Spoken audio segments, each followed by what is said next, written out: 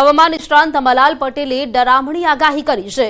તેઓએ જણાવ્યું છે કે 18 એપ્રિલથી ફરી વાતાવરણ પલટાશે અને મે મહિનામાં ખતરનાક વાવાઝોડા ત્રાટકશે।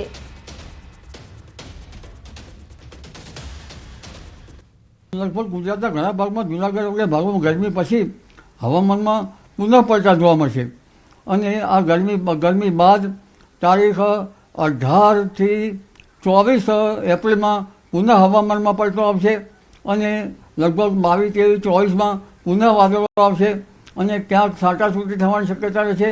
એટલે તારીખ 18 બાદ હવામાનમાં પુનઃ ઘટાડો થશે, ગરમીમાંથી આંશિક રાહત થશે।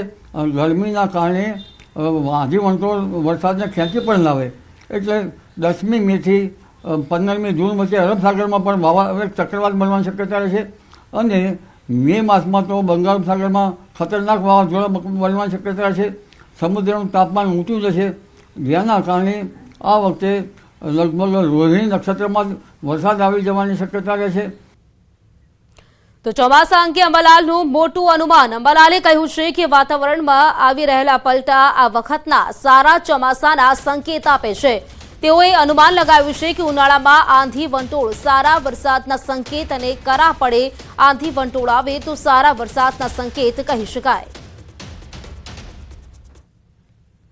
એવું કહેવાય છે કે લગભગ આંધીઓ વધારે આવે તો પણ વરસાદ સારો થાય, 6 આંધીઓ આવે પછી પણ વરસાદ સારો થાય, પણ કરા પડે એ વરસ સારું આવે એમ કહેવાય છે લોકવાયકા પ્રમાણે।